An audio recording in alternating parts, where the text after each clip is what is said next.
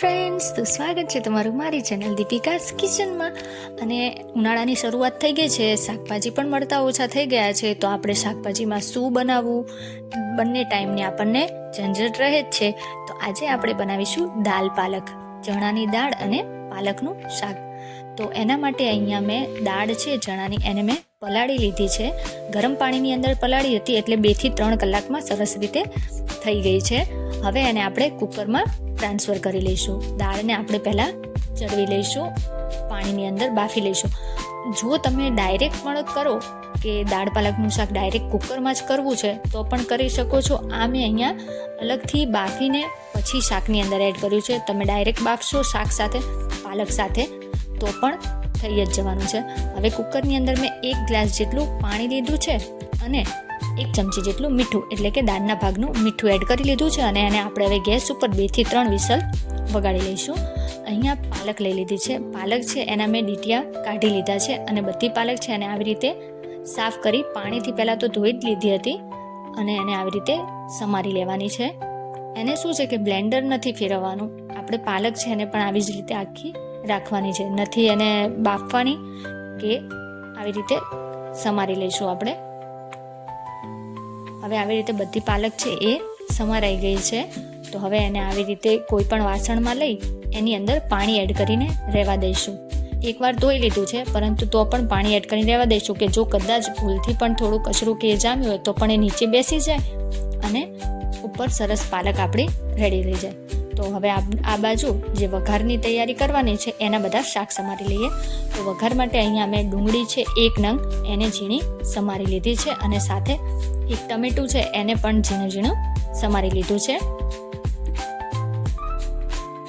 પાલકનું શાકમાં એમ છે કે જો પાલકને તમે કોઈ પણ વસ્તુ સાથે સેટ કરો તો એનો ટેસ્ટ લઈ લે છે, બાકી પાલકમાં એટલો ટેસ્ટ હોતો નથી. એને તમે પનીર સાથે એડ કરો તો એ પનીરવાળું અને બંનેનું એ રીતે ટેસ્ટ લઈ લે છે. ડુંગળી એડ કરો, એ બધું એડ કરો તો પણ એ રીતે, અને પ્રોટીનથી ભરપૂર તો છે જ.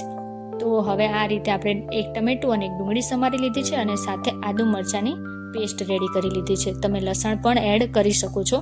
હવે આપણે વઘાર કરી લઈએ. તો એક પેનની અંદર કે કોઈ પણ છાલિયાની અંદર તમે આ રીતે થોડું તેલ લઈ લો. મેં અહીંયા 3 ચમચા જેટલું તેલ લઈ લીધું છે. હવે એને ગરમ થવા દઈએ. તેલ સરસ રીતે ગરમ થઈ જાય ત્યારબાદ એની અંદર આપણે જીરું એડ કરી લઈશું. અને જીરું સરસ રીતે ગરમ થઈ અને તતડી જાય ત્યારબાદ આપણે એમાં હિંગ એડ કરી લેવાની છે. જીરું પણ સરસ રીતે ફૂટી ગયું છે અને હિંગ પણ સરસ રીતે થઈ ગઈ છે.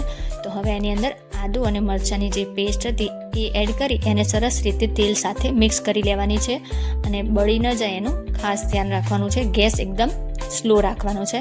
હવે એની અંદર આપણે ડુંગળી અને ટમેટાં જે સમારેલા હતા એ એડ કરી લઈશું અને એને પણ સરસ રીતે તેલ સાથે મિક્સ કરી સાંતળી લેવાનું છે. હવે આપણે ટમેટાં એડ કરી લીધા છે, તો આપણે એની અંદર જે ટમેટાં અને ડુંગળીના ભાગનું મીઠું આવે છે એ જ એડ કરીશું કે જેના લીધે ટમેટાં પણ એકદમ સરસ રીતે સોફ્ટ થઈ જાય અને ડુંગળી પણ સરસ ચડી જાય. તો મીઠું એડ કરી અને સરસ રીતે મિક્સ કરી એને આપણે ઢાંકણ ઢાંકીને એને ચડવા દેવાનું છે થોડી વાર માટે. અને આ બાજુ આપણે 3 સીટી વાગી ગઈ છે ચણાની દાળમાં, તો એને પણ આપણે ચેક કરી લઈએ. તો કુકર ખોલીને આપણે જોઈ લઈએ આવી રીતે કે દાળ સરસ ચેક કરી લઈએ કે થઈ ગઈ છે કે નહીં. તો 2 આંગળી વડે આવી રીતે દબાવીને ચેક કરી લેવાની. તો સરસ આપણી દાળ પણ બફાઈ ગઈ છે. અને આ બાજુ બધું શાકભાજી છે એટલે કે ડુંગળી, ટમેટાં અને આદુ મરચાંની પેસ્ટ એ પણ સરસ રીતે ચડી ગઈ છે. હવે એની અંદર આપણે પાલક એડ કરવાની છે. પાલક સાથે પાણી નથી લેવાનું, ખાલી પાલક જ અંદરથી કાઢીને એ એડ કરી લઈશું.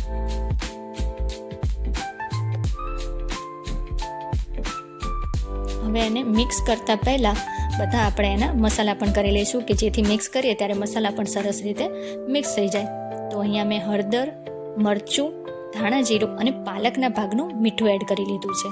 હળદર 1 ચમચી લીધી છે, 1.5 થી 2 ચમચી લાલ મરચું લઈ લીધું છે અને 1 ચમચી જેટલું ધાણા જીરું લીધું છે અને એને પણ સરસ રીતે મિક્સ કરી લઈશું.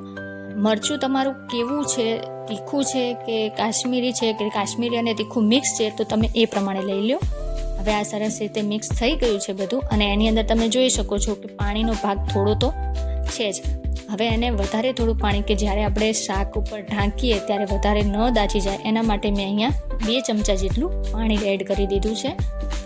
તમે જે પાણી હતું એની અંદર પણ તમે એટલું શાક ચડવી શકો છો. પરંતુ મેં એને થોડી વાર માટે વધારે પાણી એડ કરીને એને થવા દીધું છે, કારણ કે દાળ જ્યારે આપણે એડ કરીશું એટલે રસો છે એ એકદમ ઘાટો થવાનો જ છે. તો આ બાજુ થોડી વાર બાદ તમે જોઈ શકો છો કે આપણું શાક રેડી થઈ ગયું છે. પાલક સરસ આપણી સોફ્ટ થઈ ગઈ છે અને ચડી પણ ગઈ છે. તો હવે એની અંદર આપણે ચણાની દાળ અને એની સાથે જે પાણી આપણે ગરમ કર્યું હતું, ચણાની દાળ બાફવામાં જ લીધું હતું, એ પાણી પણ આમાં એડ કરી લેવાનું છે અને થોડો ગરમ મસાલો નાખીને એને સરસ રીતે મિક્સ કરી લેવાનો છે. હવે એને થોડી વાર માટે ઢાંકી દઈએ કે બધું સરસ રીતે મિક્સ પણ થઈ જાય. અને અહીંયા થોડું પાણી છે એ વધારે છે, તો એને આપણે આવી જ રીતે ખુલ્લું રાખીને થોડું પાણી બાળી લઈશું, જો વધારે લાગે તો. કારણ કે જેમ જેમ ઠંડુ થશે શાક એમ રસો એનો એકદમ ઘાટો થવાનો છે. તો થોડી વાર બાદ અહીંયા જેટલું પ્રમાણમાં મારે જોઈતું હતું મેં એટલું પાણી રાખી એની અંદર કોથમીર એડ કરી ધાણા ભાજી અને સરસ રીતે મિક્સ કરી લીધું છે અને ઠંડુ થવા માટે રાખી દીધું હતું ગેસ બંધ કરીને. તો હવે આપણું શાક જે પ્રમાણે મારે એમાં રસો જોઈતો હતો મેં એ પ્રમાણે રસો રાખ્યો છે અને હવે આપણે એને સર્વ કરી લઈએ. તો અહીંયા ભાત અને રોટલી જોડે મેં સર્વ કર્યું છે. તમને મારી આ દાળ પાલકની રેસીપી કેવી લાગી એ મને ત્યારબાદ જણાવો અને વિડીયો ગમે તો લાઈક કરો અને સબસ્ક્રાઈબ કરો.